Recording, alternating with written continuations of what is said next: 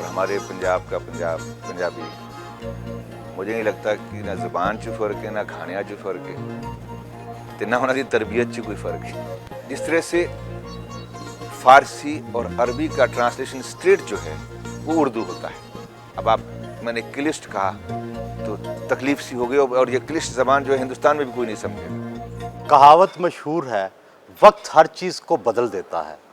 तकसीम के 57 साल बाद भारत और पाकिस्तान में सकाफत, ज़ुबान और खानों में कितना फ़र्क आया है? जो कौमें अपनी ज़बान, अपने कल्चर और अपनी सभ्यता को, अपने ट्रेडिशंस को बदलते हैं तो वो कौमें अपने आप में ख़त्म हो जाती हैं। जहाँ तक भारत का सवाल है, वही खाने, वही जायके, वही मिर्च मसाले। मैं कराची नहीं गया हूँ, लेकिन लाहौर मैंने जो देखा है, लाहौर का पंजाबी और हमारे पंजाब का पंजाबी, मुझे नहीं लगता कि ना ज़बान 'ਚ फ़र्क है, ना खाने 'ਚ फ़र्क है, तो ना उन्होंने तरबियत 'ਚ कोई फ़र्क है। बहुत सारी हिंदी फिल्में देखकर ये महसूस होता है कि संस्कृत के बहुत से नामानूस अल्फाज उसमें शामिल किए जा रहे हैं। उर्दू जो है, उर्दू ज़बान ही जो है वो मथुरा और अलीगढ़ के बीच में पनपी है। जब तुर्क आए और उस वक्त जो है वो अरबी फ़ारसी से एक आम आदमी की ज़बान को खड़ा किया गया। एक आम आदमी की ज़बान होनी चाहिए जो कि जिसको सब समझ सकें, और इसीलिए ये ज़बान जो है अंग्रेज़ों ने अपनी अंग्रेज़ी के अलावा उर्दू ज़बान को जो है कोर्ट की ज़बान रखा। और इस ज़बान में एक ड्रामा भी है। क्यों है कि इस ज़बान ने फ़ारसी के लफ्ज़ लिए, इस ज़बान ने अंग्रेज़ी के लफ्ज़ लिए, तो संस्कृत के लफ्ज़, संस्कृत, फ़ारसी, अरबी, तो उससे मिला जुला कर ये उर्दू को बनाया गया। इसलिए उर्दू के मायने भी यही हैं। आप हिंदी और उर्दू में कोई फ़र्क नहीं समझते? फ़र्क है। आपने खुद ही बताया कि जैसे हिंदी जो है मोर संस्कृताइज है। हिंदी उन धार्मिक, जिस तरह से फ़ारसी और अरबी का ट्रांसलेशन स्ट्रेट जो है वो उर्दू होता है। अगर आपको करना है, आपकी लिपि जो है, आपके जो हाँ डायलेक्ट नाले लिखाई की जो एक वो है, वो जो है उर्दू है।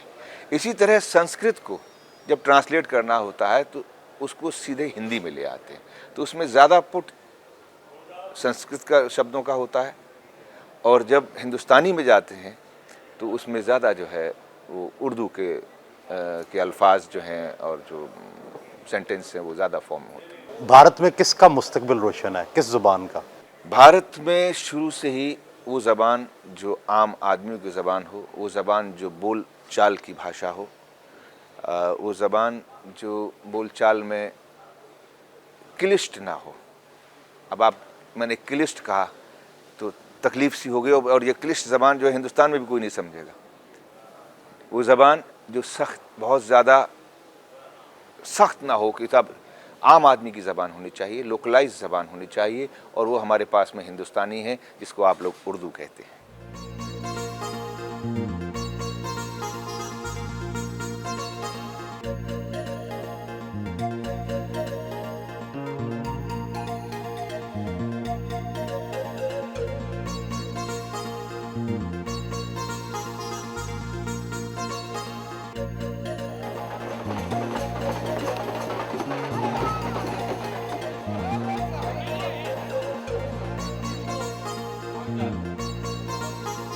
मुकामी सियासी रहनुमा की दावत पर अंदरूने शहर गए, जहां पर लाहौर का रवायती नाश्ता किया।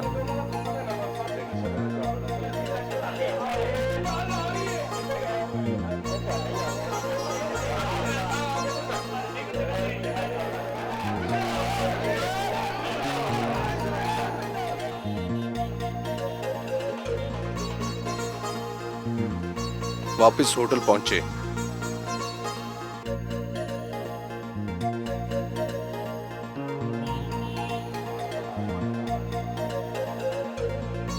मद्दाहों के साथ तस्वीर बनवाई।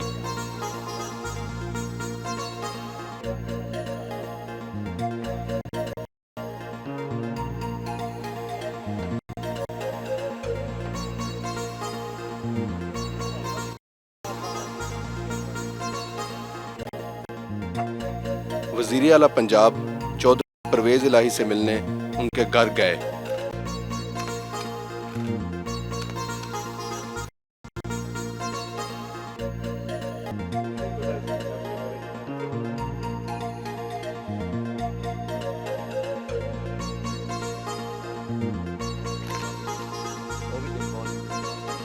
इस मौके पर तहाइफ का तबादला किया।